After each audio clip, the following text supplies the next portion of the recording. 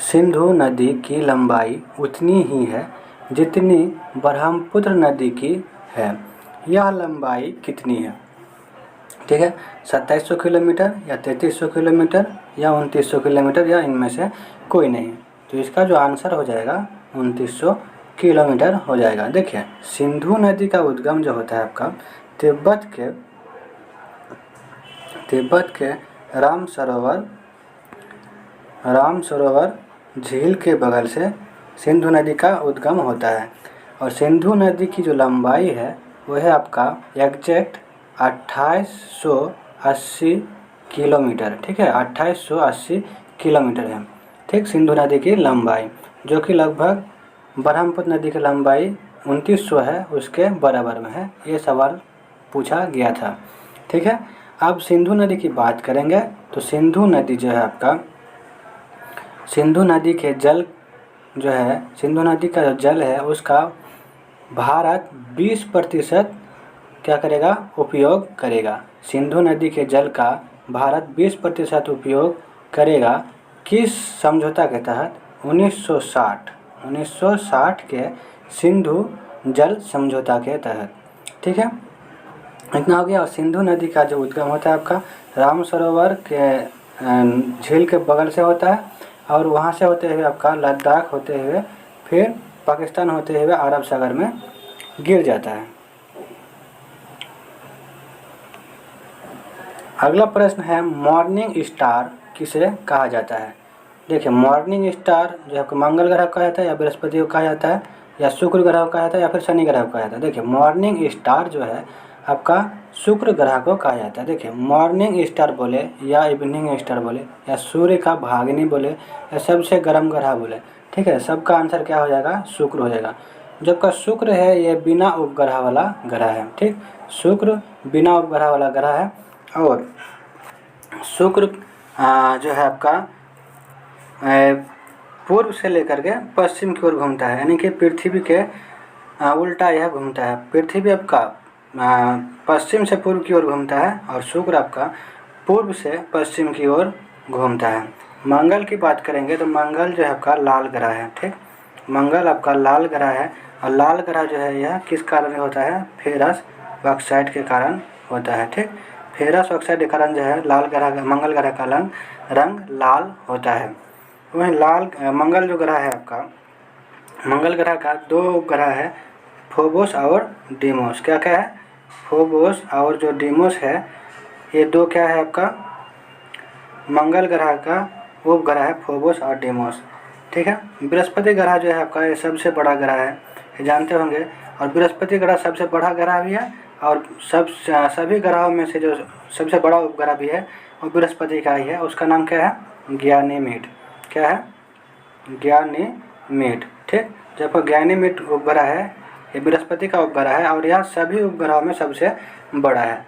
हम लोग बात करेंगे शनि का, कि शनि जो है आपका सबसे कम घनत्व वाला ग्रह कौन सा है? शनि है, जो कि जल में तैरता है। और शनि में जो है आपका 7 गो वलय दिखाई पड़ता है। बोलेगा कौन सा ऐसा ग्रह है जिसमें वलय युक्त ग्रह है? तो ये शनि हो जाएगा। और शनि का जो ग्रह का नाम है उपग्रह, वो क्या है? टाइटन। टाइटन जो है किसका उपग्रह है? तो शनि का उपग्रह है।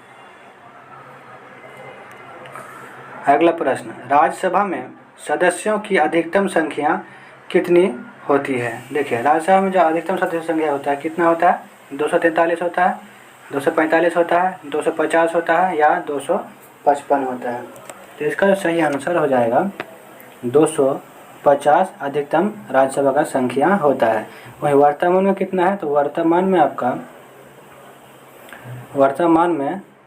245 है। ठीक, वर्तमान में कितना है? 245 है। ठीक है, देखिए लोकसभा में जो है आपका वर्तमान में कितना है? 545। ठीक, 545 है लोकसभा में वर्तमान में सदस्य संख्या, जिसमें से 2 को हटा दिया गया है, जो कि आपका एंग्लो इंडिया का सदस्य नियुक्त करता था राष्ट्रपति।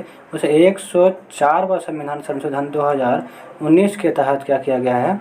हटा दिया गया है। तो अभी जो है आपका 543 सदस्य हैं लोकसभा में। ठीक, वर्तमान में। राज्यसभा जो है आपका एक ऐसा सदस्य है जिसका विघटन नहीं किया जा सकता है। और राज्यसभा जो है किस आर्टिकल में राज्यसभा के बारे में वर्णन है, तो राज्यसभा के बारे में आपका आर्टिकल नंबर 80 में वर्णन है। चलिए नेक्स्ट प्रश्न को देखते हैं। जो सदस्य लोकसभा के अध्यक्ष का चुनाव करते हैं वो होते हैं। देखिए लोकसभा का अध्यक्ष का चुनाव कौन करते हैं, पार्लियामेंट करते हैं, मंत्रिमंडल करते हैं, राज्यसभा करते हैं या लोकसभा करते हैं। तो इसका जो सही आंसर हो जाएगा लोकसभा। आर्टिकल 93 ठीक 93 कहता है कि लोकसभा अपने सदस्यों में से एक अध्यक्ष और एक उपाध्यक्ष को चुनेंगे जिसका कार्यकाल 5 वर्ष होगा। ठीक 5 वर्ष के लिए चुना जाएगा, या फिर जब तक लोकसभा का बहुमत प्राप्त है तब तक होगा। लोकसभा भंग हो जाएगा तो सब कुछ अध्यक्ष प्रधानमंत्री सब चेंज हो जाता है। ठीक है, अब बात करेंगे लोकसभा अध्यक्ष का। जो आपका धन विधेयक होता है, धन विधेयक, वित्त विधेयक, धन विधेयक है या नहीं, इसका ये जांच कौन करता है, लोकसभा अध्यक्ष करता है। भारत के राष्ट्रपति जिन सदस्यों द्वारा चुने जाते हैं वे होते हैं। लोकसभा के सदस्यों द्वारा चुने जाते हैं, राज्यसभा के सदस्य द्वारा चुने जाते हैं, या पार्लियामेंट एवं राज्य की विधानसभा के द्वारा चुने जाते हैं, या जनता के प्रतिनिधित्व के द्वारा चुने जाते हैं। तो इसका सही आंसर हो जाएगा पार्लियामेंट और राज्य विधान सभा के द्वारा चुने जाते हैं, जो कि सभी के सभी निर्वाचित सदस्य होते हैं, उसके द्वारा चुने जाते हैं। इसमें मनोनीत सदस्य भाग नहीं लेते हैं। वहीं आपका राष्ट्रपति का पद जो है आर्टिकल 52 में राष्ट्रपति का पद से संबंधित है। और वहीं आर्टिकल 53, आर्टिकल 54। आर्टिकल 53 में क्या है कि राष्ट्रपति जो है आपका कार्यपालिका का प्रधान होगा, यह आर्टिकल 53 में कहा गया है। और राष्ट्रपति का जो निर्वाचन होता है आर्टिकल 54 के तहत होता है। ठीक, निर्वाचन जो होता है राष्ट्रपति का आर्टिकल 54 के तहत होता है। राष्ट्रपति जो होता है भारत का प्रथम नागरिक होता है और राष्ट्रपति संवैधानिक पद के अनुसार प्रथम वरीयता क्रम में आते हैं। अभी वर्तमान में जो भारत के राष्ट्रपति हैं वो आपका सबको पता होगा कि द्रौपदी मुर्मू जी है, जिसका आप लोगों को कमेंट करके बताना है कि उसका राष्ट्रपति द्रौपदी मुर्मू जो है कितनावें क्रम के राष्ट्रपति हैं। ठीक, राष्ट्रपति द्रौपदी मुर्मू कितने क्रम के राष्ट्रपति है, आप लोग कमेंट में बताइए। अगला जो क्वेश्चन है आपका, इनमें से कौन भारत के राष्ट्रपति द्वारा नियुक्त नहीं होते हैं, राजदूत, प्रधानमंत्री, भारत के मुख्य न्यायाधीश या उपराष्ट्रपति। देखिए उपराष्ट्रपति जो है, उपराष्ट्रपति का नियुक्ति राष्ट्रपति नहीं करता है बल्कि उपराष्ट्रपति का चुनाव होता है। ठीक, जिसमें कौन कौन भाग लेता है, आपका लोकसभा और राज्यसभा के सभी सदस्य भाग लेते हैं। विधानसभा के सदस्य इसमें भाग नहीं लेते हैं उपराष्ट्रपति के निर्वाचन में। लोकसभा और राज्यसभा के मनोनीत और निर्वाचित दोनों सदस्य क्या करते हैं, उपराष्ट्रपति के निर्वाचन में भाग लेते हैं। उपराष्ट्रपति जो होता है आपका राज्यसभा का सभापति होता है। ठीक, उपराष्ट्रपति राज्यसभा का सभापति होता है। उपराष्ट्रपति के पद के बारे में वर्णन आर्टिकल 63 में किया गया है। वहीं आपका उपराष्ट्रपति का जो निर्वाचन होता है आर्टिकल किसके तहत, 65 के तहत निर्वाचन होता है। ये सभी चीज़ राष्ट्रपति, उपराष्ट्रपति और राज्यपाल के सभी अनुच्छेद को ट्रिक के माध्यम से कराया गया है। अगर आप लोगों ने वह इस वीडियो को नहीं देखा है तो जाकर देख लीजिए, आपका इसी चैनल पे होगा। चलिए देखते हैं अगला वीडियो का। विभिन्न राजनीतिक दलों की स्वीकृति राष्ट्रीय पार्टी अथवा प्रादेशिक पार्टी के रूप में कौन प्रदान करता है, राष्ट्रपति करता है, चुनाव आयोग करता है, पार्लियामेंट करता है या मंत्रिमंडल करता है। इसका जो सही आंसर हो जाएगा चुनाव आयोग करता है। देखिए चुनाव आयोग जो है आपका भाग जो है आपका 5 में अनुच्छेद 324 से लेकर के 329 तक है। ठीक, 324 से लेकर के 329 तक जो है आपका चुनाव आयोग से संबंधित अनुच्छेद है। और 326 जो है आपका आर्टिकल 326 में कहा गया है कि भारत में जो है यंग मताधिकार होगा। ठीक, जो हम लोग यंग मताधिकार के तहत जो हम लोग वोट करते हैं, यह किस अनुच्छेद में कहा गया है, किस अनुच्छेद में वर्णन है, तो आर्टिकल 326 में वर्णन है। चुनाव आयोग में एक मुख्य न्यायाधीश होता है, 2 अन्य न्यायाधीश होता है। ठीक है, चुनाव आयोग का जो कार्यकाल कोई निश्चित नहीं होता है, उसे कभी भी चेंज किया जा सकता है राष्ट्रपति के द्वारा। चलिए नेक्स्ट प्रश्न को हम लोग देखते हैं। जो नेक्स्ट प्रश्न है, पंचायती राज लागू हुआ था सबसे पहले कब? ठीक, 1950 में, 1957 में, 1952 में या 1959 में? तो इसका सही आंसर क्या हो जाएगा? 2 अक्टूबर 1959 को कहाँ हुआ था? नागौर जिला राजस्थान में हुआ था। ठीक, और दूसरा बोलेगा, दूसरा राज्य कहाँ पे हुआ था? ये तो हो गया पहला नागौर राजस्थान। दूसरा राज्य कौन सा है जहाँ पे पंचायती राज लागू हुआ था? तो वो था आपका आंध्र प्रदेश। कौन था? आंध्र प्रदेश। ठीक है, फिर जो है आपका संविधान, जो आपका पंचायती राज को जब संवैधानिक दर्जा दिया गया, उसके बाद कहाँ पे पंचायती राज लागू हुआ था? तो मध्य प्रदेश, एमपी में। ठीक, पंचायती राज को संवैधानिक दर्जा देने के बाद सबसे पहले पंचायती राज को लागू करने वाला राज्य कौन था? मध्य प्रदेश था। वहीं पंचायती राज से 4 या 5 गो आपका समिति गठन हुआ था। पहले देख लेते हैं बलवंत राय समिति। ठीक है, बलवंत राय जो समिति था, इसने क्या किया था?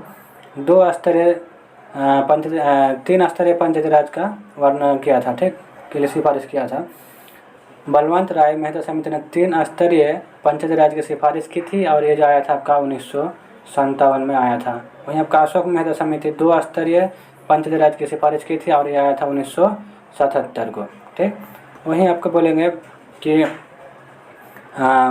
BKR समिति जो था आपका, RBK राव समिति, क्या नाम ऐसा आता है?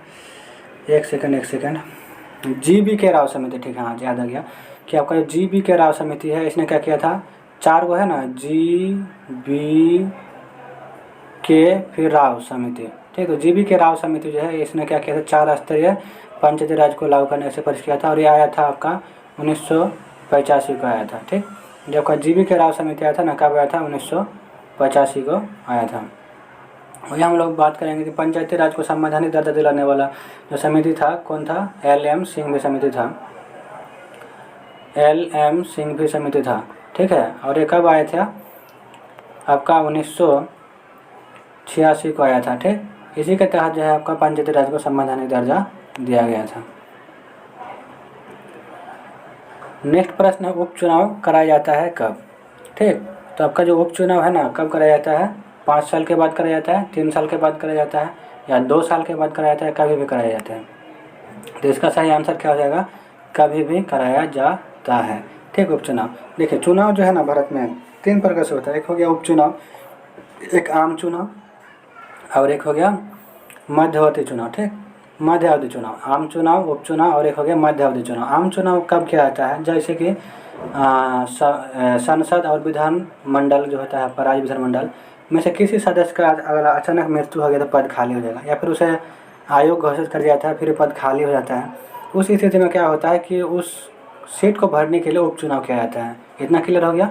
एक होता है आम चुनाव। ठीक, जो आपका आम चुनाव होता है, ये क्या होता है कि जब लोकसभा या फिर विधानसभा का 5 वर्ष पूरा हो जाने के बाद जो चुनाव होता है, उसे क्या कहते हैं? आम चुनाव कहते हैं। ठीक, 5 वर्ष पूरा होने के बाद जो चुनाव होता है, उसे आम चुनाव कहते हैं। एक होता है मध्य अवधि चुनाव आपका, एक होता है मध्य अवधि चुनाव। ठीक, ये जो होता है आपका, जैसे कि लोकसभा हो चाहे विधानसभा हो, क्या हो गया? बीच में भंग हो गया, तो शेष समय के लिए जब चुनाव किया जाता है, तो उसे क्या कहते हैं? मध्य अवधि का चुनाव कहते हैं। भारत के उपराष्ट्रपति का चुनाव करने वाले सदस्य होते हैं पार्लियामेंट, लोकसभा, मंत्रिमंडल या राज्यसभा। उपराष्ट्रपति का चुनाव, तो इसमें क्या हो जाएगा? पार्लियामेंट हो जाएगा। ठीक है, पार्लियामेंट में क्या क्या आता है? लोकसभा और राज्यसभा। लोकसभा और राज्यसभा दोनों क्या करता है? इसमें चुनाव में भाग लेता है। दोनों इसमें क्या होता है कि मनोनयन और निर्वाचित दोनों सदस्य में भाग लेता है। लोकसभा और राज्यसभा के मनोनीत और निर्वाचित दोनों प्रकार के सदस्य क्या होता है? उपराष्ट्रपति के चुनाव में भाग लेता है। उपराष्ट्रपति का जो पद है किस अनुच्छेद में है? तो उपराष्ट्रपति का पद आपका आर्टिकल 63 में इसका वर्णन है। वहीं आपका बात करेंगे कि आर्टिकल 64 और आर्टिकल 65। ठीक है, इसमें क्या है? तो उपराष्ट्रपति का पद हो गया आर्टिकल 63 में। आर्टिकल 64 में क्या हो गया? ये राज्यसभा का सभापति होगा। आर्टिकल 64 में क्या गया है? उपराष्ट्रपति। और आर्टिकल 65 में क्या कहा गया है? जो राष्ट्रपति का निर्वाचन होगा आर्टिकल 65 के तहत होता है। सभी जो अनुच्छेद है राष्ट्रपति, उपराष्ट्रपति और राज्यपाल का ट्रिक के माध्यम से कराया गया है। इसी चैनल में होगा, आप लोग जाके देख सकते हैं। भारतीय नागरिकों के मौलिक कर्तव्य की संख्या कितना है? 9 है, 10 है, 15 है या 11 है? तो इसका सही आंसर जो हो जाएगा 11 है। ठीक, मौलिक भारतीय नागरिकों के लिए मौलिक कर्तव्य की संख्या कितना है? 11 है।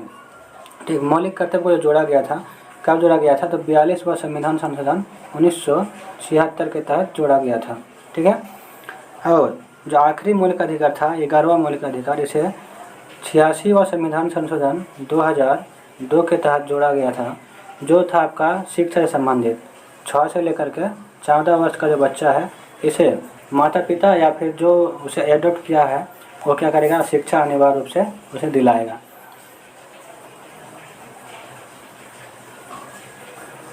अगला प्रश्न है, भारतीय संविधान के अनुसार संघ का कार्यकारी अध्यक्ष कौन होता है? संघ का कार्यकारी अध्यक्ष कौन होता है? प्रधानमंत्री होता है, राष्ट्रपति होता है, मुख्य चुनाव आयोग होता है, मुख्य सचिव होता है या फिर अटॉर्नी जनरल ऑफ इंडिया होता है? इसका सही आंसर हो जाएगा राष्ट्रपति हो जाएगा।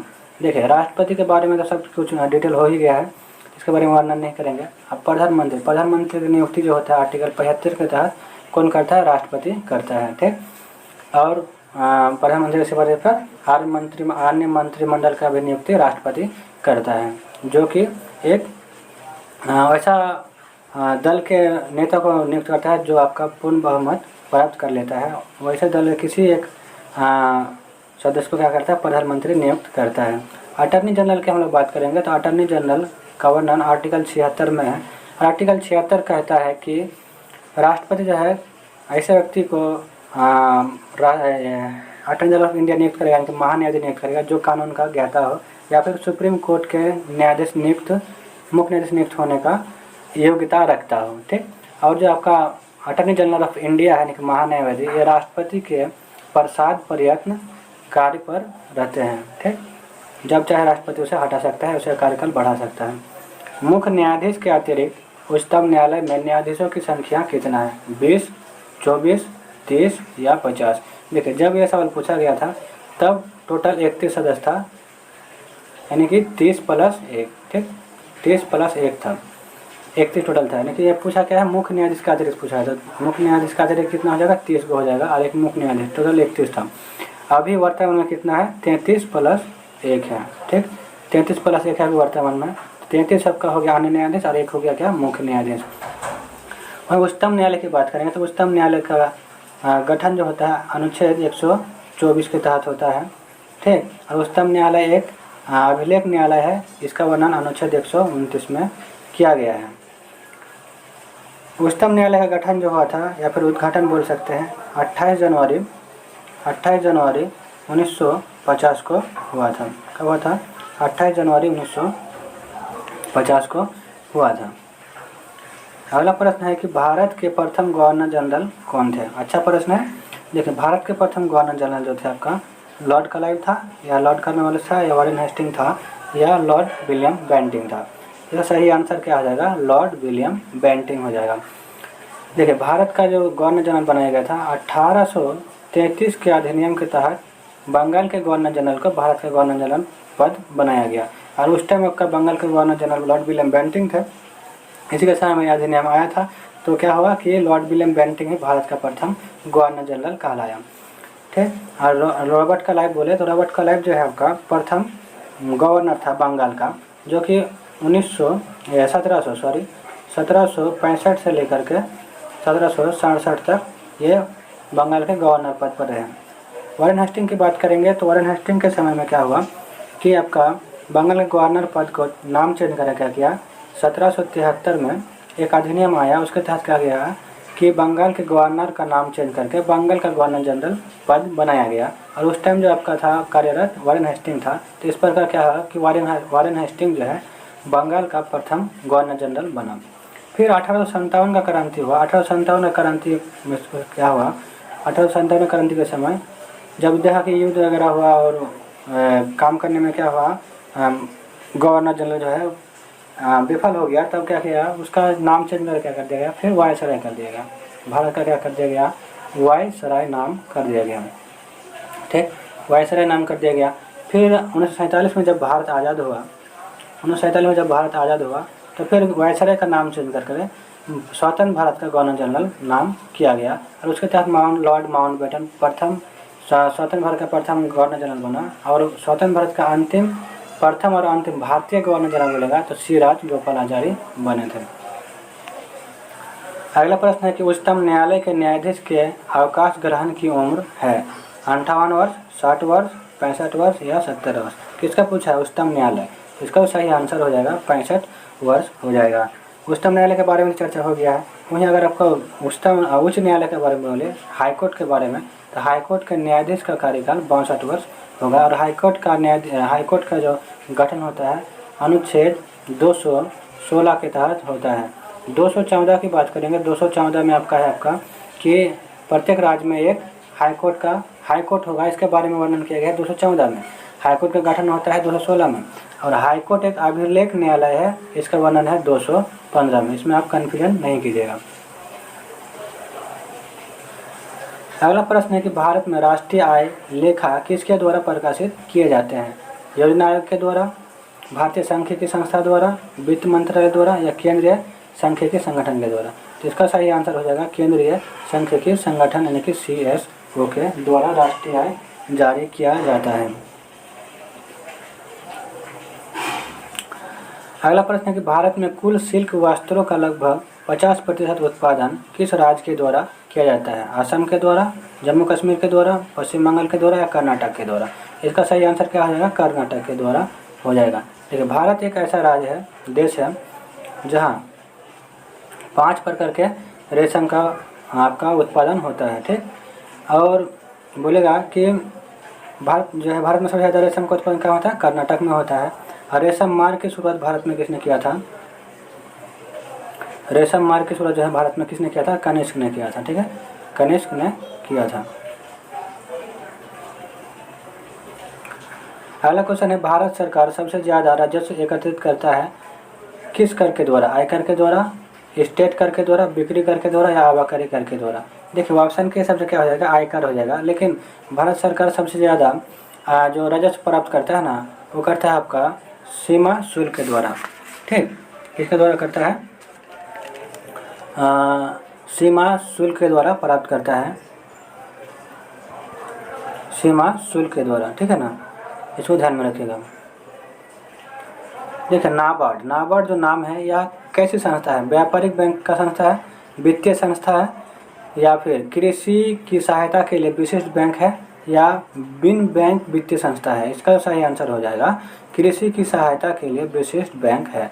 नाबार्ड की बात करेंगे तो नाबार्ड की स्थापना 1982 को हुआ था, 12 जुलाई। ठीक, ध्यान में रखिएगा कि 12 जुलाई 1982 को क्या हुआ था? नाबार्ड का स्थापना हुआ था। जो नाबार्ड का जो गठन हुआ था किस समिति के सिफारिश पर हुआ था? तो नाबार्ड का गठन आपका जो हुआ था शिवरमन सिंह समिति के सिफारिश पर हुआ था। किस समिति के सिफारिश पर हुआ था? शिवरमन सिंह समिति। याद रखेगा कि शिवरमन सिंह समिति के सिफारिश पर नाबार्ड बैंक की स्थापना हुआ था। अगला जो क्वेश्चन है आपका, बेरी जो रोग होता है किसकी कमी के कारण होता है? तो आपका इसका सही आंसर क्या होगा? Vitamin A, vitamin B, vitamin E या विटामिन सी। इसका सही आंसर जो होगा विटामिन B1 हो जाएगा। ठीक है, विटामिन B1 का रासायनिक नाम आपका थायमिन होता है। इसी कारण से क्या होता है? बेरी रोग होता है। विटामिन सी का जो रासायनिक नाम होता है स्कॉर्बिक एसिड होता है। ठीक, स्कॉर्बिक एसिड होता है और इसी कमी से जो आपका पेरिया रोग होता है, पायरिया, और मसूड़े से खून निकलने लगता है। विटामिन ए का रासायनिक नाम क्या होता है? रेटिनॉल होता है, रेटिनॉल होता है और इसके कमी से क्या होता है? रतौंधी रोग होता है, रतौंधी रोग होता है। विटामिन ई का रासायनिक नाम जो है आपका, विटामिन ई का रासायनिक नाम है टोकोफेरोल। ठीक, टोकोफेरोल है विटामिन ई का रासायनिक नाम। और इसके कमी से कौन सा रोग होता है? बांझपन रोग हो जाता है। बांझपन, जो बच्चा नहीं होता ना, वही बांझपन होता है। बांझपन जो रोग होता है ना, विटामिन ई के कमी से होता है। अगला जो प्रश्न है कि जब कोई वस्तु पानी में डुबाई जाती है, उसके भार में जो कमी होता है किसके बराबर होता है? उस पर बाहरी दबाव के बराबर, उस पर बल प्रति इकाई क्षेत्र के बराबर, या उसके द्वारा हटाए द्रव्य की मात्रा के बराबर या उसके द्वारा हटाए द्रव्य के भार के बराबर। तो इसका जो सही आंसर हो जाएगा उसके द्वारा हटाए द्रव्य के भार के बराबर हो जाएगा। और उत्प्लावन का जो सिद्धांत है, उत्प्लावन का जो सिद्धांत है यह किसने दिया था? उत्प्लावन का सिद्धांत किसने दिया था? तो ये जो दिया था आपका आर्किमिडीज ने दिया था। किसने दिया था? आर्किमिडीज ने। आर्किमिडीज ने दिया था उत्प्लावन का सिद्धांत। अगला प्रश्न है, कौन सा उद्भिद दूसरे वृक्षों की टहनियों पर वृद्धि करता है?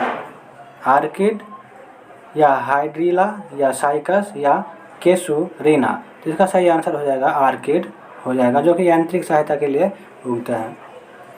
अगला प्रश्न है कि उस खगोल भौतिक शास्त्री का नाम बताइए जो एक क्षय तंत्रिका रोग से पीड़ित है और वह केवल कंप्यूटर के माध्यम से ही अपनी बात कह सकता है।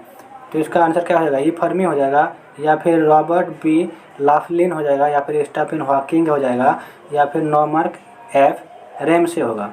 तो इसका जो सही आंसर हो जाएगा स्टीफन हॉकिंग हो जाएगा। ये जो थे एक तंत्रिका संबंधित रोग से ग्रस्त थे और ये अपना बात को ना बोल सकते थे और ना ही ये खड़े होकर चल सकते थे, लेकिन फिर भी देखिए कि इसने अपना इतिहास रच के गया है। इसलिए कहते हैं कि हार नहीं मानना चाहिए। अगर आपके अंदर जज्बा है तो आप कुछ भी कर सकते हैं।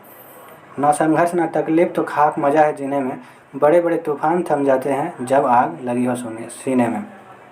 ना संघर्ष ना तकलीफ तो खाक मजा है जीने में, बड़े बड़े तूफान थम जाते हैं जब आग लगी हो सीने में। अगला प्रश्न है कि खाने का सोडा जो है कौन सा है? सोडियम क्लोराइड है, सोडियम हाइड्रोक्साइड है, या सोडियम कार्बोनेट है, या सोडियम बाइकार्बोनेट है? इसका सही आंसर हो जाएगा खाने का सोडा का रासायनिक नाम सोडियम बाइकार्बोनेट हो जाएगा। और इसका जो सूत्र होता है सोडियम बाइकार्बोनेट का NaHCO3 होता है, ठीक। और सोडियम क्लोराइड एक क्या है? साधारण नमक है। साधारण नमक को क्या कहता है? सोडियम क्लोराइड है कहा जाता है। सोडियम हाइड्रोक्साइड को आपका क्या कहा जाता है? कास्टिक सोडा कहा जाता है, ठीक। कास्टिक सोडा कहा जाता है सोडियम हाइड्रोक्साइड को। और सोडियम कार्बोनेट को धोवन सोडा कहा जाता है। धोवन सोडा किसे कहा जाता है? सोडियम कार्बोनेट को कहा जाता है। आज का आखिरी प्रश्न है वो है, वेल्डिंग के लिए किस मिश्रण का उपयोग किया जाता है? ऑप्शन आयरन ऑक्साइड एवं एल्युमिनियम का, या कैल्शियम ऑक्साइड या आयरन का, या आयरन ऑक्साइड या क्लोरीन का, या कैल्शियम ऑक्साइड और एल्युमिनियम का। तो इसका सही आंसर हो जाएगा आयरन ऑक्साइड और एल्युमिनियम का। वहीं अगर वेल्डिंग के लिए पूछा जाए कि किस गैस का मिश्रण होता है, इसमें प्रयोग होता है किस किस गैस का, तो ऑक्सीजन प्लस हीलियम गैस का प्रयोग होता है वेल्डिंग करने के लिए। तो बताइएगा कि वीडियो आप लोगों को कैसा लगा, और वीडियो अच्छा लगा है तो लाइक और शेयर कर दीजिएगा, और चैनल पर पहली बार आए हैं तो चैनल को सब्सक्राइब कर दीजिएगा। फिर मिलते हैं नेक्स्ट वीडियो में, तब तक के लिए जय हिंद।